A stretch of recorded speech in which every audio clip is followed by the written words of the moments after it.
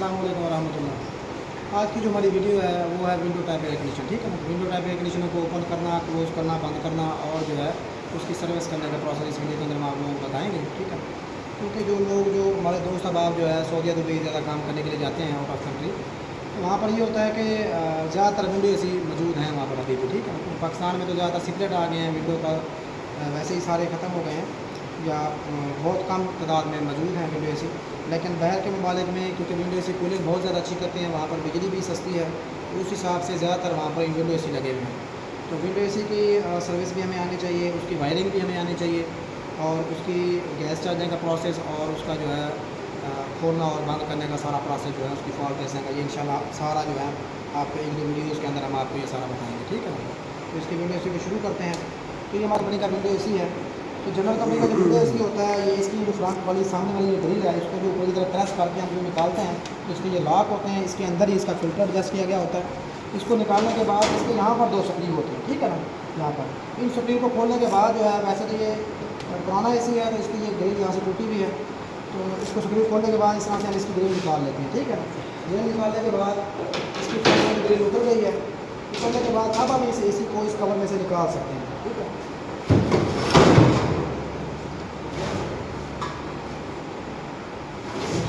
इस कवर में से हम निकाल लेते हैं।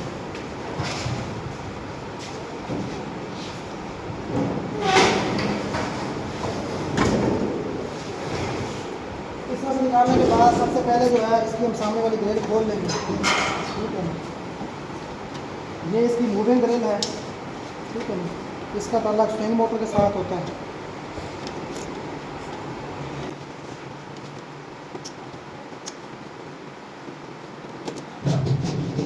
तो स्क्रू हमें जहाँ से खोलना है ये ध्यान में रखना है, वहीं पर हमने वापसी लगाना भी है। ये हमारा स्विंग मोटर का, ठीक है ना, ये हमारी यहाँ पर स्विंग मोटर है। इसका स्विंग मोटर का ताल्लुक ये हमारी जो ग्रिल्स हैं इनके साथ हुआ है, ये वाली, ठीक है ना। ये मूविंग ग्रिल है, ये लिंक है इसके साथ, सेक्टर है, मतलब इसके साथ जब मिलाएंगे इसको, ये वाला हिस्सा जब इसके अंदर जाकर लगता है इस लिंक के अंदर, तो फिर ये स्विंग मोटर जो हमारी है इसके फंक्शन होते हैं, इसको ऑन या ऑफ हम करते हैं, ठीक है ना। ऑन ऑफ करने से फिर ये आगे पीछे इस जो हमारी ये वाली बाहर वाली ग्रिल है इसको मूव करती है। जो अंदर वाली ब्रेक वाली है इसको हाथ से एडजस्ट किया जाता है, ठीक है ना। ये मोटर के साथ नहीं है, ऑटो नहीं है, मतलब ये मैनुअल कंट्रोल है, और जो फ्रंट वाली ग्रिल है वो ऑटो कंट्रोल है, वो मोटर के साथ है। अब इसको ऊपर वाला कवर हम ये वाला खोल देंगे सबसे पहले, ठीक है ना।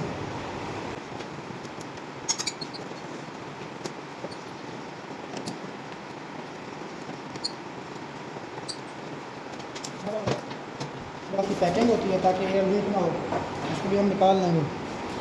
निकालने के बाद इसका कंडेंसर इस साइड का ऊपर वाला कवर भी हम खोल लेंगे, ये भी हमने खोल लिया है, ठीक है। खोलने के बाद अब ये जो दरमियान वाला कवर हमारा है, इसका जो मकसद होता है कि ताकि ये कंडेंसर और फैन के जो कवर हैं अपनी जगह पर फिक्स रहें, आगे पीछे ना हिले, इसलिए इसको सपोर्ट देने के लिए लगाया गया। और इसको हम सेंटर से निकाल लेंगे इस तरह से, ठीक है। निकालने के बाद जो है अब हमारा विंडो एसी जो है तकरीबन ओपन हो चुका है। इसका कंडेंसर भी हम धो सकते हैं, फ्रीज़र भी हम धो सकते हैं, फैन भी धो सकते हैं, बिलोर भी यहाँ से धो सकते हैं, और सारा बेसमेंट भी इसकी धुल सकती है। लेकिन इसमें जो एहतियात ज़्यादा होती है वो ये होती है कि हमने इसके जो कंप्रेसर का टर्मिनल अगर हम धोएंगे भी सही तो इसको हम खुश कर देंगे। लेकिन मोटर जो होती है ना विंडो एसी की मोटर, क्योंकि आप लोगों को पता है कि विंडो एसी बहुत पुराने एसी हैं, काफ़ी अर्से से यूज़ हो रहे हैं, तो इनकी लाइफ तकरीबन बहुत ज़्यादा होती है, तो इनकी मोटरें तकरीबन रिपेयर हुई होती हैं। तो जो मोटर खुल के एक दफ़ा रिपेयर हो जाती है तो उसका ये होता है कि उसको अगर आप उसके ऊपर पानी मारेंगे आप, उसका नुकसान ये होगा कि उसकी वो वाटर प्रूफ तो नहीं रहती ना खुलने के बाद दोबारा बंद होने की वजह से। तो फिर अगर उसमें पानी डालें तो पानी उसके अंदर जाने का खतरा होता है, पानी उसके अंदर चला जाता है मोटर हमारी, ठीक है ना, वो जल जाएगी, साफ ज़ाहिर है। तो इसलिए हमें एहतियात ये होती है कि इस मोटर को हमने पानी से कवर्ड करना होता है, मतलब पानी इसके ऊपर हम ना जाए, कोई कवर वगैरह हम ऐसा लगा लें, पैकिंग कर लें इसकी, ताकि इसके ऊपर पानी असरअंदाज ना हो सके। बाकी इसको सारे को हम धो सकते हैं, इसमें कोई ऐसा ख़राब होने वाली कोई चीज़ नहीं है, ठीक है ना जी।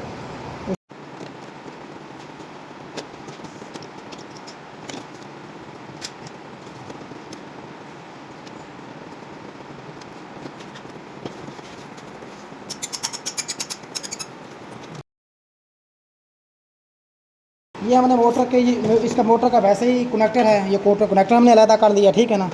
उसके बाद जो हमारा ये थर्मोस्टेट की बिलोज है, ठीक है, इसको थोड़ा सा आराम आराम से सीधा करके हम इस तरह से, ठीक है ना, इसको हम बाहर निकाल लेंगे इस तरह से, इधर से यूँ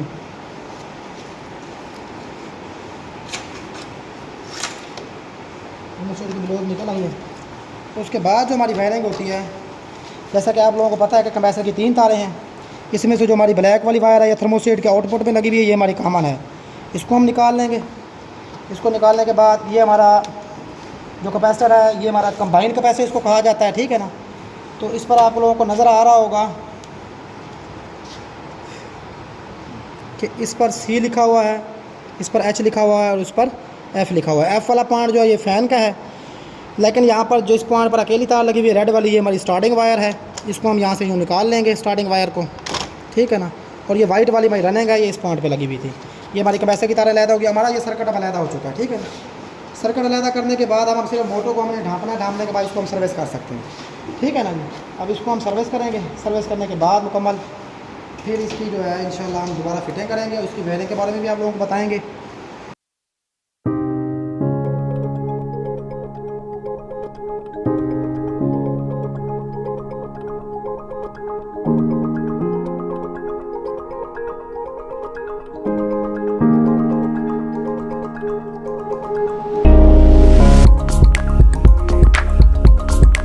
अब हम इसकी जो है ना वायरिंग के मतलब थोड़ी सी आप लोगों को ब्रीफिंग दे देंगे, ठीक है ना। आप लोगों को नज़र आ रहा है कि ये जो हमारी वायर है इसकी मेन वायर है, ठीक है ना। इसकी साइड वाली एक फेज़ होती है, एक न्यूट्रल होती है, सेंटर वाली जो वायर होती है ये अर्थ के लिए यूज़ होती है, ठीक है ना। तो ये हमारी तार यहाँ से आ रही है, ये यहाँ से ये 3 तारें हैं। एक तार हमने ये अर्थ वाली इसकी बॉडी के साथ लगा दी यहाँ से निकालने के बाद, एक को बतौर न्यूट्रल या फेज़, ठीक है ना, दोनों में से कोई एक तार हम यहाँ से जो है ना इधर लगा देते हैं और एक तार को इधर सेलेक्टर स्विच में ले जाते हैं। तो जो सेलेक्टर स्विच में लगा रहे हैं क्योंकि स्विच के साथ कंट्रोल हो रही है, इसको समझ लो कि हम बतौर फेज़ इस्तेमाल कर रहे हैं, और जो हम कैपेसिटर में लगा रहे हैं इसको बतौर न्यूट्रल यूज़ कर रहे हैं, ठीक है ना। तो यहाँ पर जो कैपेसिटर यूज़ हो रहा है उसको कहते हैं कंबाइन कैपेसिटर। कंबाइन कैपेसिटर का ये वाला जो पॉइंट है ये कॉमन है, इसके ऊपर यहाँ पर ये C लिखा हुआ है, इस तरफ C, ठीक है ना। ये C लिखा हुआ है, आपको नज़र आ रहा होगा, ये कॉमन पॉइंट है। और ये इसका H लिखा हुआ है, ये हाई पॉइंट है। और इसका F लिखा हुआ है, ये फ़ैन का पॉइंट है। मतलब कॉमन का इसके साथ अलग चेक करेंगे तो इसकी कैपेसिटी 50 UF है, और यहाँ से यहाँ से अलग चेक करेंगे तो इसकी कैपेसिटी 6 UF है, ठीक है। अब ये वाला पॉइंट जो कॉमन है, यहाँ पर जब हमने मेन दी यहाँ पर एक, ठीक है ना, मेन जहाँ पर देंगे आपको पता है कि कैपेसिटर रन इंडक्शन मोटर जो होती है, जो हमारी running capacitor run induction motor होती है, मतलब वो फ़ैन हो या कंप्रेसर मोटर हो, तो उसकी जो कॉमन होती है उसको एक मेन डायरेक्ट दी जाती है, और एक मेन जो होती है उसकी रनिंग रनिंग वाली वाइंडिंग होती है, रनिंग वाली जो वाइंडिंग की तार होती है उसको दी जाती है। स्टार्टिंग वाली कैपेसिटर पहले अलग रखती है। अब जो हमारी फ़ैन मोटर है इसकी 5 तारें हैं, आप लोगों को नज़र आ रही होंगी, इसकी ये 5 तारें हैं, ठीक है ना। इन 5 तारों में जो ब्लू, ये रेड ब्लैक वाली और ये वाइट वाली जो तार है, ये वाली ये 2 तारें ये रनिंग स्टार्टिंग की हैं, और बचने वाली 3 तारें रेड, पर्पल और ये ब्लू, ठीक है ना। ये जामनी तार, रेड तार और ब्लू तार जो है ये हमारी स्पीड वायर है, ठीक है ना। ये स्पीड वायर्स हैं, ये हमारी रनिंग स्टार्टिंग की वायर है। तो हमारी जो ब्लैक वाली है ये हमारी स्टार्टिंग है, क्या है, स्टार्टिंग है। तो स्टार्टिंग को हमने फ़ैन के एक फ़ैन वाले पॉइंट पर लगा दिया, और जो कॉमन पॉइंट था वाइट तार को यहाँ पर लगा दिया, क्योंकि यहाँ पर मेन आई हुई है तो रनिंग को यहाँ से डायरेक्ट करंट चला जाएगा, और यहाँ से भी करंट कैपेसिटर में जाएगा, और यहाँ से स्टार्टिंग वाइंडिंग को कैपेसिटर का टार्क मिल जाएगा, क्योंकि कैपेसिटर कोई भी हो, रनिंग हो स्टार्टिंग हो, हमेशा स्टार्टिंग वाइंडिंग के सीरीज़ में लगाया जाता है। तो यहाँ से करंट आएगा और कैपेसिटर में से होता हुआ स्टार्टिंग वाइंडिंग को मिल जाएगा, जिससे हमारी मोटर साइंस स्टार्ट ले लेगी। और ये वाला हमारा जो कंप्रेसर का कैपेसिटर है 50 UF का, ये उसका कॉमन पॉइंट है, ये उसका आउटपुट का स्टार्टिंग वाला पॉइंट है। यहाँ पर हम स्टार्टिंग में लगाएंगे, क्योंकि यहाँ पर देखेंगे हमारी कैपेसिटर की 3 तारें हैं। ये हमारी कॉमन है ब्लैक वाली, ये थर्मोस्टेट के आउटपुट में से मैंने निकाली थी, वहीं पर हम लगाएंगे। और ये हमारी जो 2 तारें हैं ये रनिंग स्टार्टिंग है, जिसमें वाइट रनिंग है और रेड वाली स्टार्टिंग है। यहाँ पर सारी वाइट जो हैं ये फ़ैन की भी वाइट रनिंग है, कंप्रेसर की भी वाइट रनिंग है, और बाकी जो हमारी स्विंग मोटर आपको नज़र आ रही है। इस AC के अंदर हमारी कौन कौन सी ऐसी चीज़ें हैं जिनको हम न्यूट्रल फेज़ देंगे तो वो कंट्रोल होंगी, जिसमें एक स्विंग मोटर है। स्विंग मोटर को न्यूट्रल फेज़ मिलेगा तो चलेगी, फ़ैन मोटर है उसको न्यूट्रल फेज़ मिलेगा तो चलेगी, कंप्रेसर उसको न्यूट्रल फेज़ मिलेगा तो चलेगी, ठीक है ना।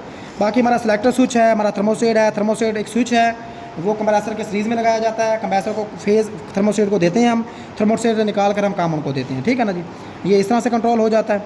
और जो हमारा जैसे ये हमारा सेलेक्टर स्विच है, सेलेक्टर स्विच के यहाँ पर आपको टर्मिनल नज़र आ रहे होंगे, 2 नीचे हैं, 4 ये ऊपर की तरफ है। ये मतलब एक तरफ 5 है और एक तरफ 3 है। जो ये वाला 2 पॉइंट हैं, ये वाला और ये पॉइंट, इन दोनों को आपस में मिलाया गया और दरम्यान वाला पॉइंट, मतलब ये तीनों पॉइंट एक ही बन चुके हैं। ये वाला मेन पॉइंट हमारा, और ये इसका तल्लक इसके साथ है, लेकिन इधर से इधर जब तार लगाई तो इसका तल्लक इसके साथ हो गया। उस साइड के जो हमारे तीनों पॉइंट हैं ये आपस में कंबाइन है, ठीक है ना।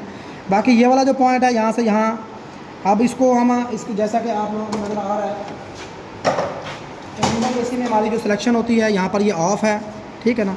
ऑफ़ के बाद फ़ैन है, फ़ैन के बाद जो है सुपर कूल है, सुपर कूल के बाद नॉर्मल है, ठीक है ना। नॉर्मल के बाद हाई कूल है, समझ आ रही है। तो ये ऑफ के पॉइंट पर जब सेलेक्टर स्विच को, ये सेलेक्टर स्विच की ऑप्शन है इसके, ऑफ के बाद फ़ैन, फ़ैन के बाद सुपर कूल के बाद नॉर्मल कूल के बाद हाई कूल। जब इसको आप मतलब इसको हम इस तरह से भी कह सकते हैं, of, fan, low cool, mid cool, medium cool और हाई कूल भी कह सकते हैं, इस तरह से भी हम कह सकते हैं, ठीक है ना। देखिए सुपर क्विट, ठीक है ना, नॉर्मल और हाई कूल, ठीक है ना। Of, fan. अब ऑफ पर जब सेलेक्टर स्विच को रखेंगे, साफ ज़रा कोई भी बटन है जब उसको ऑफ किया जाता है तो उसके टर्मिनल के दरमियान ताल्लुक ख़त्म हो जाता है।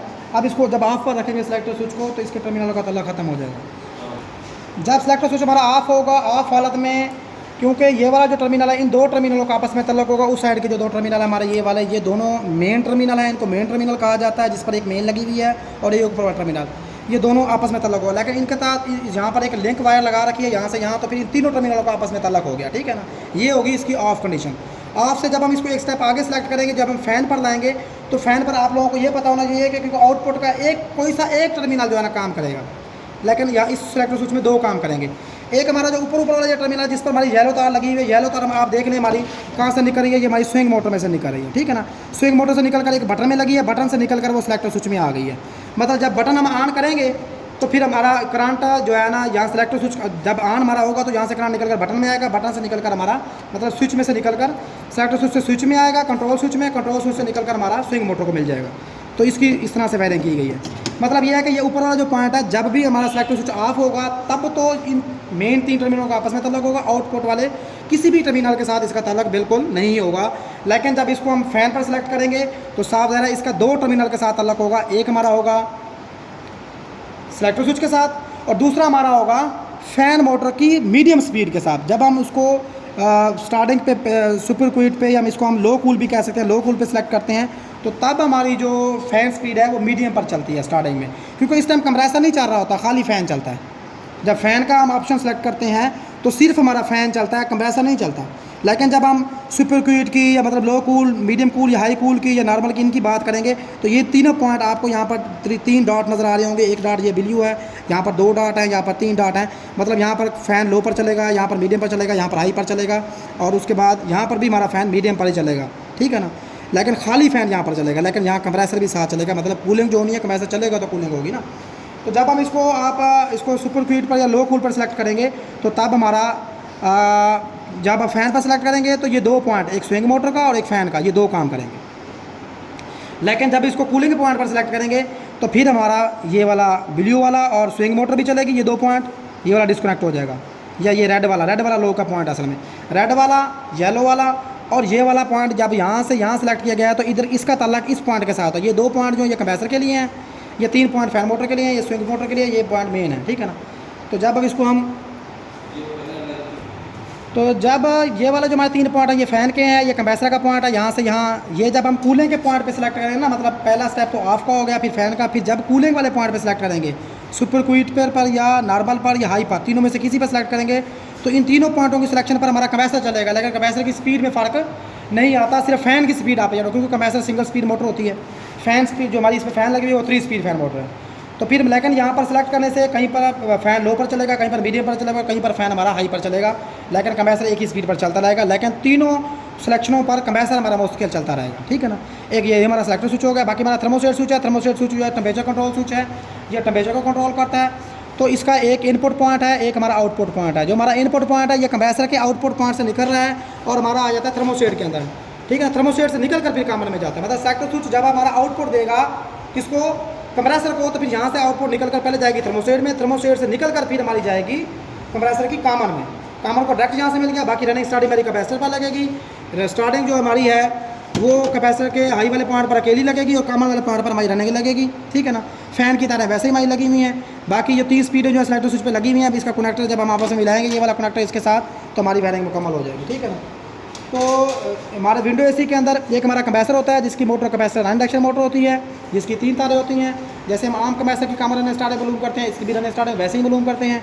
कॉमन को हम एक मेन डायरेक्ट दे देते हैं और रनिंग स्टार्टिंग कंप्रेसर पर लगती है, और दूसरी जो मेन हमारी बचती है वो हम रनिंग वाले पॉइंट को देते हैं।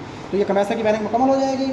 बाकी हमारी फ़ैन स्पीड मोटर है, इसकी स्पीडें मालूम करने का तरीकाकार ये होता है कि जैसा कि कॉमन की स्पीडें मालूम करते हैं, common running starting column meter की मदद से तीनों टर्मिनलों के दरमियान बार बार मजामत चेक करेंगे। जिन दो टर्मिनलों की मजामत सबसे ज़्यादा होगी वो हमारी रनिंग स्टार्टिंग के पॉइंट होंगे और बचने वाला पॉइंट हमारा क्या होगा, कॉमन होगा, ठीक है ना।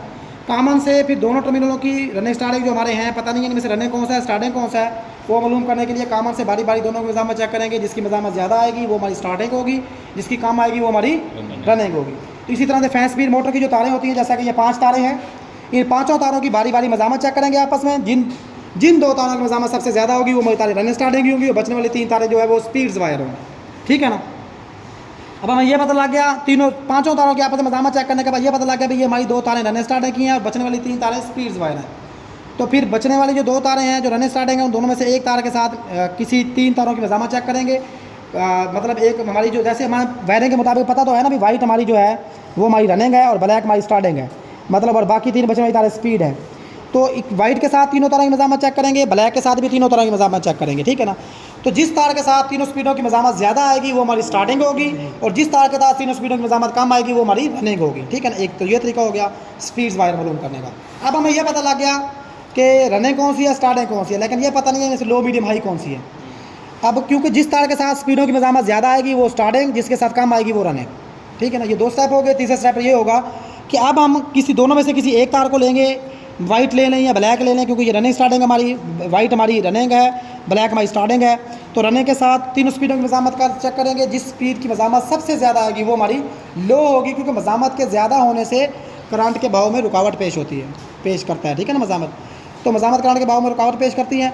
तो जिस तार की मज़ामत सबसे ज़्यादा है तो साफ ज़ाहिर है उस पर स्पीड हमारी स्लो होगी, और जिसकी मज़ामत सबसे कम होगी वो हमारी हाई होगी, और जिसकी दरमियानी मज़ामत होगी तो रनिंग या स्टार्टिंग दोनों के साथ सेम ही होगी, तो वो हमारी मीडियम स्पीड वायर हो। तो ये तारे मालूम करने का तरीका था। अब रनिंग स्टार्टिंग को हम कैपेसिटर पर लगाएंगे और 3 स्पीड में किसी हम सेलेक्टर स्विच में लगाएंगे, ठीक है ना। और सेलेक्टर स्विच को एक मेन देंगे, एक मेन हम मोटर की रनिंग वाइंडिंग वाली तार को देंगे, ठीक है ना। तो ये हमारी वायरिंग का प्रोसेस था जो हमने बताया। बाकी इंशाल्लाह इसकी मैं डीपली वीडियो भी एक बनाऊँगा, जिसमें हम मुकम्मल सेलेक्टर स्विच के टर्मिनल मालूम करना, कैपेसिटर को चेक करने का तरीका, और इसकी मोटर की तारें मालूम करने का तरीका, और मुकम्मल वायरिंग इंशाल्लाह आप लोगों को बताएंगे। तो फ़िलहाल ये मतलब बताई तो है, लेकिन फिर भी जो समझने वाले लोग होंगे इंशाल्लाह इसको समझ जाएंगे, ठीक है ना जी। तो ये हमारी वीडियो मुकम्मल होती है वायरिंग की। जज़ाकल्लाह। बाकी हमारी जो ये वायरिंग है, इस वायरिंग के अंदर आप लोगों को पता था कि ये ब्लैक वाली तार जो हमारी कॉमन है, ये मैंने थर्मोस्टेट के आउटपुट से निकाली थी, इसको वापसी मैं उसी अपनी जगह पर लगाऊंगा, ठीक है ना। ये कॉमन की तार हमारी लग गई, ठीक है ना। उसके बाद हमारी ये रनिंग स्टार्टिंग है, ठीक है ना। जैसा कि आप लोगों को पता है कि रेड वाली हमारी स्टार्टिंग है और वाइट वाली, क्योंकि सारी वाइट जो है वो कॉमन है, तो रेड वाली स्टार्टिंग को हम अपने स्टार्टिंग वाले पॉइंट पर लगाएंगे। ये हमारी लग गई है। लगने के बाद वाइट वाली जो है वो हमारी रनिंग वाली वायर है, इसको हम कैपेसिटर के रनिंग वाले पॉइंट पर लगाएंगे, मतलब जहाँ पर मेन लगी हुई होती है।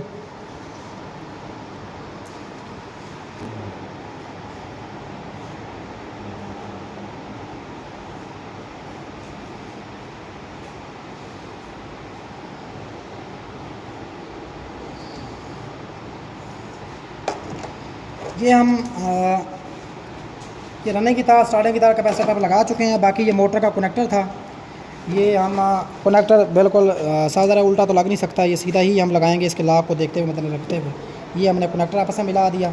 अब मोटर की वायरिंग भी हमारी मुकम्मल हो गई है और हमारी कैपेसिटर की भी वायरिंग मुकम्मल हो चुकी है अल्हम्दुलिल्लाह। अब जो है ना, अब इसको हम ब्लोज को अपनी जगह पर लगाएंगे जहाँ लगी हुई थी पहले।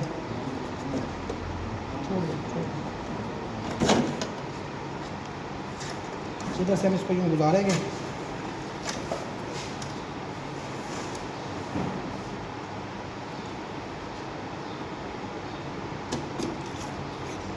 गुजारने के बाद अपनी जगह पर ये हम इस जगह पर ले आए हैं, ठीक है ना। बाकी ये इसका सेलेक्टर स्विच जो होता है ये थर्मोस्टेट की सिलेक्शन के लिए होता है। भी आपने टेम्परेचर जैसे फ्रिज के अंदर हम थर्मोस्टेट सेलेक्ट करते हैं 1 2 3 4 5 6 7 पर, इसमें भी ऑप्शन होते हैं 1 से 10 तक, ठीक है ना। ये 1 से 10 तक इसमें ऑप्शन होते हैं। ये थर्मोस्टेट की नाब है। ये जो हमारी नाब है ये हमारी सिलेक्शन है सेलेक्टर स्विच की। ये हमारा बटन ऑन ऑफ वाला है, इसको हम कहते हैं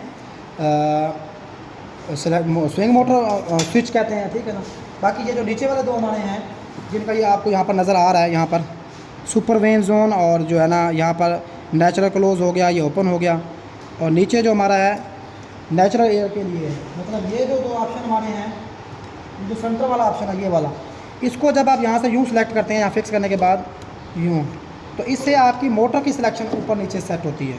और ये जो नीचे वाला है, इससे आपकी ये वाली जो है ना, यहाँ से जब आप रात को अगर इस बटन को खोल के सो जाते हैं तो यहाँ से हल्की हल्की ताज़ा हवा, जब हवा स्पीड से यहाँ से आती है तो ताज़ा हवा यहाँ साथ शामिल होती रहती है, जिससे कमरे के अंदर ऑक्सीजन की कमी जो होती है वो पूरी होती रहती है। ठीक है ना। तो ये हमारी आज की वीडियो सी की वायरिंग थी, जो तकरीबन हम मुकम्मल कर चुके हैं। ठीक है ना। तो बाकी इंशाल्लाह इसको मज़ीद हम बेहतर करके इसको मुकम्मल वीडियो आपको स्टेप बाय स्टेप एक एक चीज़ को चेक करना, इसकी वाइट बोर्ड पर हम डायग्राम्स बनाएंगे इंशाल्लाह, और मुकम्मल वीडियो भी आप लोगों को बनाकर सेंड करेंगे। बाकी आप लोग हमें कमेंट्स करेंगे कि आपको इसकी समझ आई है या कोई कमी पेशी रह गई होगी, तो इंशाल्लाह इसकी मुकम्मल वीडियो जो है स्टेप बाय स्टेप हम आप लोगों को सिखाएँगे। ठीक है ना जी। तो उम्मीद है कि आप लोगों को समझ आ गई होगी।